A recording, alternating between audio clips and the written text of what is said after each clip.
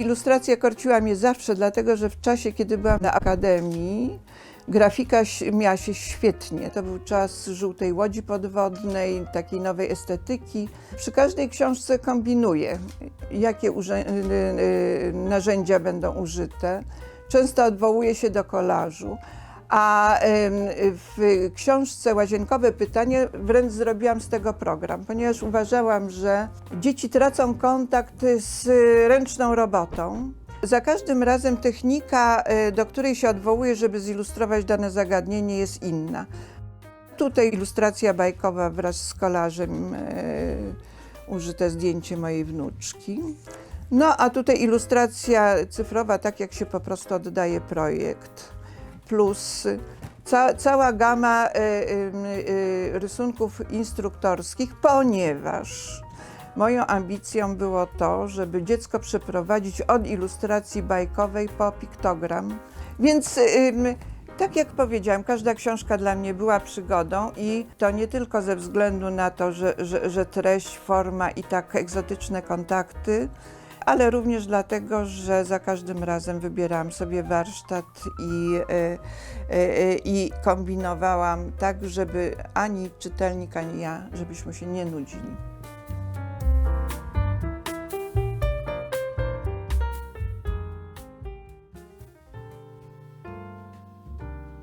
No, to są zdjęcia wystawy z listem podziękowania od kuratorki. No bardzo dziękuję. Och, to jest bardzo rozbudowana dokumentacja. Tak. Znamy się z Dziwoną już ponad 20 lat. Poznałam ją jako studentkę Uniwersytetu Jagiellońskiego, później doktorat, a teraz przyjaźnię się z światowej sławy badaczką książek obrazkowych. Chciałabym, żeby i inni zachwycili się, a w zasadzie zdumieli. No, do tej pory jedną z najcenniejszych pozycji w moim księgozbiorze jest właśnie doktorat Dziwon na temat Polskiej Szkoły Ilustracji. Bardzo chciałyśmy, żeby ta książka ukazała się jako publikacja dostępna dla wszystkich w sposób prosty, czyli została wydana. No, ale jakoś nie mieliśmy szczęścia. Czterokrotnie przymierzaliśmy się i prace już były zaawansowane, a jakoś do mety dobić nie mogliśmy. No i tak jest do dziś. To na początku. A na końcu, proszę bardzo, mamy wystawę w Korei pod tytułem Mistrzowie Polskiej Ilustracji. Kurator Jiwon Lee. Na pewno jest to pierwsza wystawa z tak szczególnym spojrzeniem na pewne zagadnienie. A co to za zagadnienie? Realizm jest tutaj tym szczególnym punktem, któremu Jiwon poświęciła uwagę. I jest to zagadnienie o tyle ciekawe, że realizm jako taki nie istnieje, prawda? On zawsze jest zinterpretowany, ponieważ nasz warsztat jest niedoskonały, więc musi być w rezultacie, a może na szczęście osobisty. To nie tak jak w bajce, kiedy po prostu czytelnika się uwodzi, tutaj czytelnika się namawia. No i z tego punktu widzenia ta wystawa, którą sobie założyła i zrealizowała Jiwon, jest dla mnie fascynująca, dlatego że jej się to udało.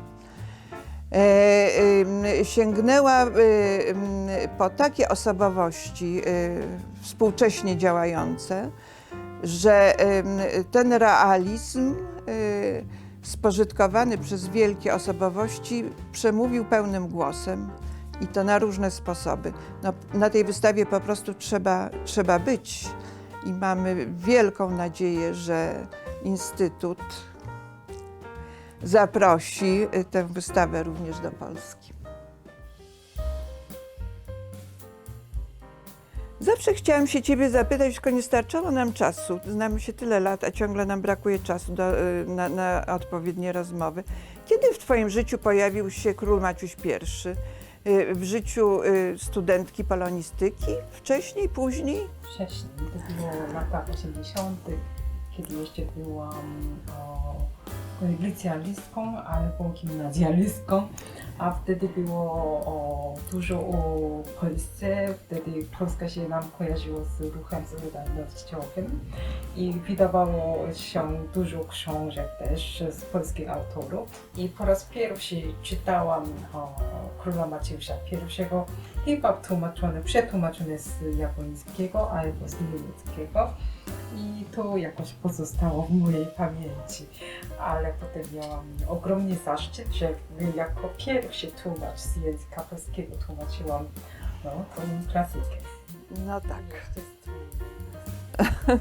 Świadomość, że król Maciuś I jest osobą tak znaną w Korei, jest w dalszym ciągu dla mnie wielkim odkryciem.